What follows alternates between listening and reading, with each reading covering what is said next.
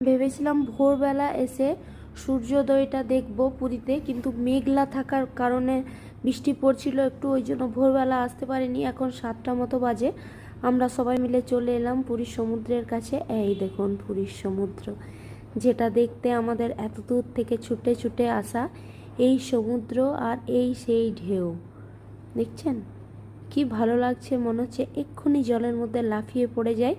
কিন্তু সকালে একটু ব্রেকফাস্ট করে নিই, তারপর সমুদ্রে নামা যাবে। সমুদ্রে নামলে খেয়ে পরে নামলে আর খিদে পাবে না, কারণ জলের মধ্যে প্রচুর খিদে পেয়ে যায় লাফালাফি করলে। আর এই দেখুন ওদের এখনও ফটো তোলাই শেষ হয়নি, তো চলুন এবারে সবাই মিলে একটু যাই পুরীর সমুদ্রের কাছে। আর সকাল থেকে এসে আয়ুষি আর যুবরাজ উঠে চাপবো বললাম দাঁড়া একটু পরে চাপবি, আর একটু একটু বৃষ্টি হয়েছে ওই জন্য পুরো বালি ভেজা। তো চলুন দেরি না করে জল খাবারটা খেয়ে নিই, কারণ খিদে পেয়ে গেছে। আর সমুদ্রের জলে নেমে গেলে কিন্তু আর ভেজা কাপড়ে খাওয়া দাওয়াটা হবে না। তো এখানে চলে এলাম আমরা, এই সমুদ্রের কাছে বেঞ্চ পাতা থাকে, সমুদ্রের জল দেখতে দেখতে ঢেউ দেখতে দেখতে এখানে জল খাবার খাওয়া হয়। বিশেষ করে চাটা, ডাবের জল, এগুলো খেতে কিন্তু বসে বসে দারুণ মজা লাগে। তো চা আসছে, এই যে চা চলে এসছে, কচুরি তরকারি নিরামিষ সমুদ্রে নামা।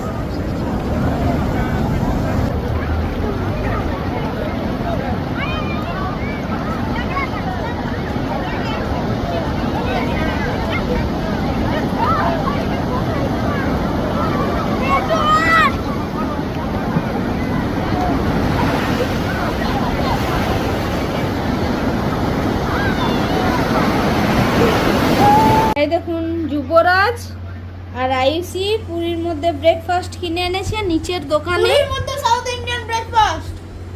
কি কি নিয়ে এসেছিস তোরা? মেদুবড়া, সাম্বার চাটনি।